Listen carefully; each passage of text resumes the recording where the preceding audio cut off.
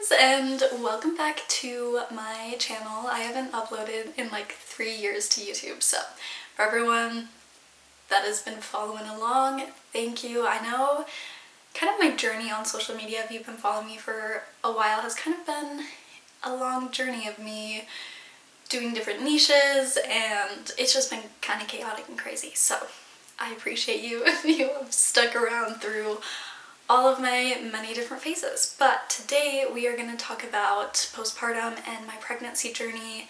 For those of you that don't know, I did have an unplanned pregnancy back in 2020 is when I found out I was pregnant, and it was terrifying to say the least. I was not planning on having children anytime soon, and that was still kind of something that I was even thinking about. Me and Chris, my current boyfriend and baby daddy, we also weren't married. We had kind of talked about marriage, but we had only really been dating for a year, and then I found out I was pregnant, so it's been kind of chaotic. As for my pregnancy journey, I had a really rough pregnancy. I was sick my entire pregnancy, throwing up every single day. I had to go to my doctors multiple times to get a fluid IV because I just simply couldn't keep anything down. And I tried to be as active as possible during my pregnancy. I went to the gym probably up to 36 weeks, and then after 36 weeks I had the worst sciatic pain. I've always struggled with pretty bad body dysmorphia, so pregnancy taught me a lot about my body and how to accept my body with everything that was changing and everything that was going on, and really just made me find a new appreciation for my body. But I absolutely hated being pregnant. Since I was so sick, I could barely eat anything. The only thing that I ate for 3 months straight was a bean and cheese burrito from Taco Bell. And then as for postpartum, I really didn't mind the labor and delivery and postpartum process. It honestly made me feel super badass and just so powerful, which I thought was really cool. But I did struggle pretty bad with postpartum depression, and that definitely took a very huge toll on adjusting to becoming a mother and everything else that was kind of going on in life. I've always been the person that provides for myself and by myself, and I don't like accepting a lot of help, and so trying to balance that work-life mom was really hard, and I felt like I had to take a step back in my career, which was also really hard for me because I had all these ideas. I started a clothing brand, I was trying to do health coaching, and I just took on way too much. My labor process was okay. I had a hospital birth. I also had to be induced with Pitocin because my contractions were not really progressing at all, so they eventually gave me Pitocin to kind of help move along the contractions since my water had already broken, and that just made everything worse. I also had an epidural, which I didn't have any issues with the epidural luckily, but still not fun having a giant needle stuck in your back, and I'm terrified of needles. I really didn't understand how challenging and hard an unplanned pregnancy would be until I was in it, to be honest. At the time, we weren't living alone together, we were living with roommates, so we moved into Chris's parents' house in order to be able to save up for a home. So that was definitely a hard adjustment, especially since we had everything in one room, and I didn't really get to set up a nursery and have the nesting phase and things like that. So it was really hard for me to enjoy the process and to enjoy being pregnant and to enjoy having a newborn, just because everything felt so rushed and overwhelming because we were in the process of buying a house. So it was completely worth it in the end. It was very interesting. I mean, never did I think that I would be wearing adult diapers, and the first poop after pregnancy, awful. I think it was worse than giving. We're moving a lot. We had just purchased our house. Our house was finally done being built, so we moved from Chris's parents' house, my mom's house, to our new home within like 3 months. And so moving that many times with a newborn baby, as well as working full-time, I was also going to school. But before I really jump into my fitness routine and how I got back in shape after having a baby, I really want to address the mental health side of things, because it's something that really isn't talked a lot about, and it's something that I held so much guilt for, especially becoming a new mom, and I just felt like a terrible mom because of it.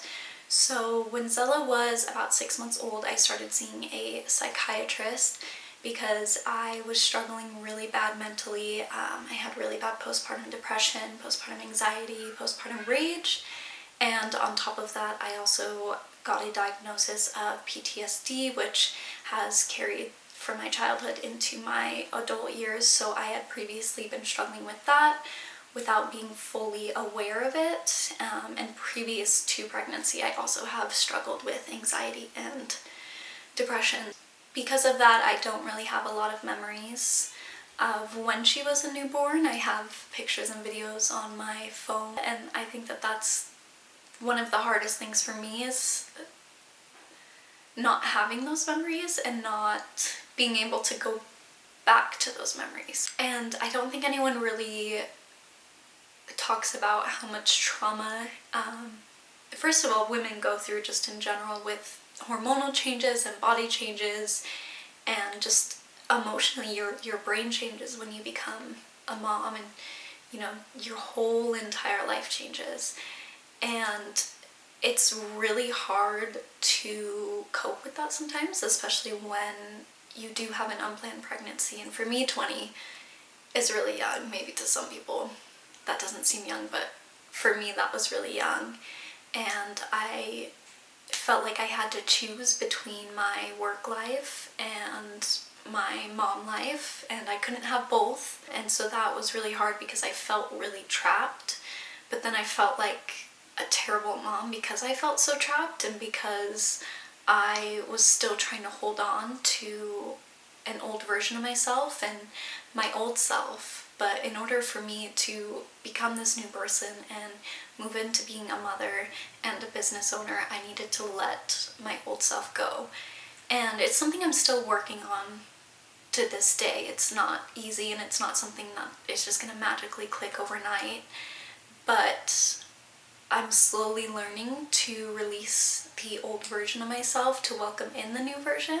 Something that took me a really long time to realize as well is that you are not really going to make a lot of progress if all you're doing is reading self-help books and listening to podcasts and doing, I don't want to say it's necessarily the fun work, but if you don't do the internal deep work, all those self-help books, all those podcasts, all those Instagram posts are not going to stick with you. It'll maybe resonate with you and you will kind of get a little light bulb moment, but that moment is not going to last. And going to therapy and seeking out that help is not something to ever be ashamed of.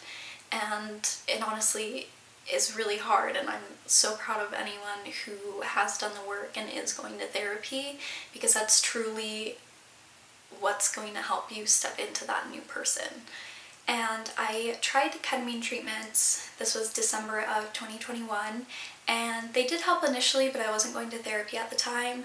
So in a way, it almost caused more trauma just because I didn't have anywhere to release the things that had come up during my ketamine sessions. But I will say it did give me the motivation to actually go see a therapist and to have that initial spark, I guess. I'm not sure what exactly the right word is there. But it has its pros and cons. So if it is something that you're looking into, I would highly recommend talking to a professional about it. That's just my experience. I feel like a lot of people also don't talk about how having a child can bring up a lot of your childhood traumas and how that affects you, and things that I thought that I forgot and didn't even know happened, to be honest, were coming up again. And so working through that EMDR therapy has helped me a lot. So working through the EMDR therapy with my first therapist did not really help at all, just because it was not done properly. So make sure that you do have someone that you trust. I kind of jumped into it, which I learned later on was not the best idea, but I now have a new therapist and she is amazing, and we are starting EMDR sessions actually on January 1st. But now going into more of my fitness routine, getting back into shape after I had Zella and kind of what that process looked like. I started working out when I was 6 weeks postpartum. I was just doing light core movements, so at this point I wasn't doing weights or anything like that. I was trying to restore my core. I do wish I would have hired a pelvic floor therapist. I feel like it would have made things a lot more smooth with the recovery process. And then I did start lifting weights again very, very slowly. Started off with very light weights and then have been progressively moving heavier as I feel more comfortable. Since I am about 18 months postpartum now, I feel like I'm almost back to normal. I am having a lot of gut health issues and hormonal issues that I'm working with a naturopathic doctor right now, so I'm hoping to kind of get those resolved. But other than that, I feel normal, but also like it takes 2 years for a woman's body to really get back to normal, and I feel like there's still a lot of work that I need to do. Initially postpartum, I just jumped back into the gym though. I was going 6 days a week again, barely any rest days. The gym for me has always been an escape, and it's something that I've always loved, but also at the same time I wasn't going about it in the right way. I was very much overworking and overtraining my body. I had a really hard time with gaining weight. I was constantly bloated and just extremely fatigued. And a year postpartum, I want to say, I discovered cycle syncing, which was super cool for me because it was the first time that I had really felt connected to my body again. And I started implementing other things like yoga and Pilates to help me, rather than doing weights 7 days a week, overworking my body. I had so much inflammation. So incorporating more yoga movements and focusing on more mobility and stretching really helped me a lot. And I feel like before, my mindset was very like, I have to lift super heavy to get my dream body and I have to overwork myself, and the more I train, the better I'll look. And that was my mindset. This is when I discovered integrative nutrition school, and I decided to do their 6-month certification program, and that honestly changed everything. And that's when I started diving deeper into the holistic stuff and started questioning some of the, I guess you could say, gym culture normalized things that people do that are marketed as healthy but are really not good for you. And then I realized that this was not the main root cause, but this was contributing to my mental health issues, my gut issues, my hormone issues, and that I needed to change this aspect of my life. So I initially started out with just my nutrition. I slowly started swapping things. I started cooking more at home. I started meal prepping more, and I really started to get rid of all sugars, all processed foods, all freezer items. And again, I'm not perfect. I still eat out sometimes, but I would say this year has been my best year by far with nutrition. And it's not because I did anything special, it's just because I slowly started swapping my diet out. Because you don't need to just cut everything out immediately. If you do it one by one and you just cut out processed foods for a week, and then 2 weeks, it gets easier as time goes on, and those cravings will slowly start to go away. And I'd been looking into the nutrition school for honestly years before I was even pregnant. I just never made the jump to actually start the school. But then after pregnancy, I was like, you know what? I am just sick of feeling this way. I want to change. So I just decided to do it. And it ended up changing my life. Honestly, best thing I've ever done. And that's when I really started changing my mindset and changing my habits little by little. It started off with nutrition, and I started swapping out all my processed foods for just whole foods, and I started only keeping fruits and vegetables and really challenging myself to find new recipes to try out. And I slowly eliminated getting takeout and eating out. I still eat out. I'm not perfect. I just really needed to change that mindset of the harder I work, the more results I'll see, because that's not true at all.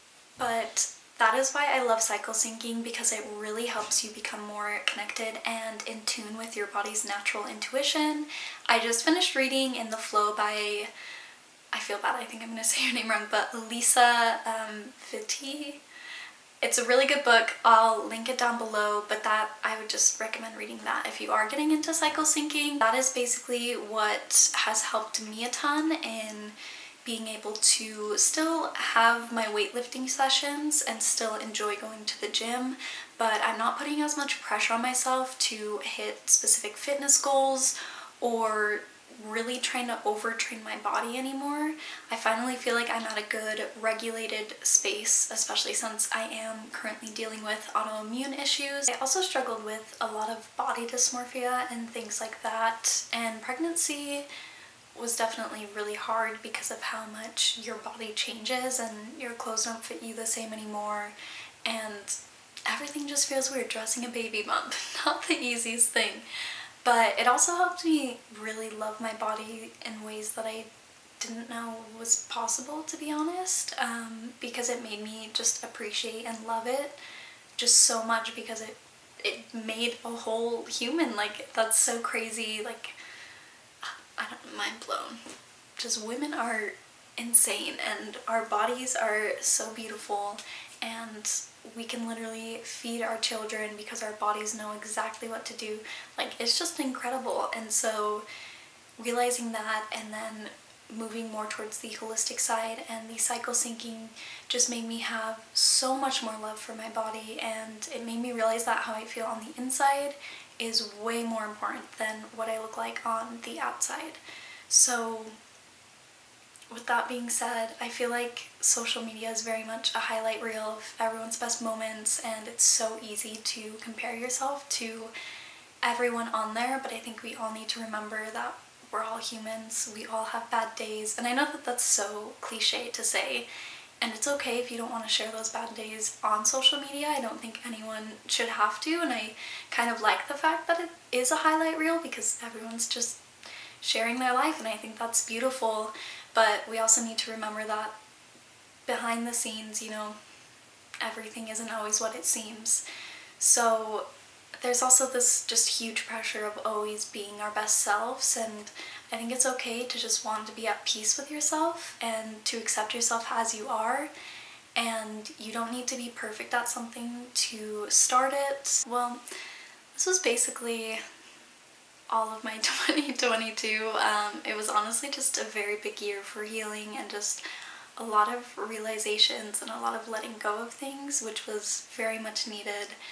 And yeah, we're just starting the journey, honestly. I still have so much work to do, but we're here and we're trying. One thing you take away from this video, I hope you know that I'm so proud of all of you for doing the work. It is not easy, and even if you feel like you are not making big changes and you are just doing small little things, those small little things are going to add up in the big picture. So I'm so proud of you, and I'll see you next week.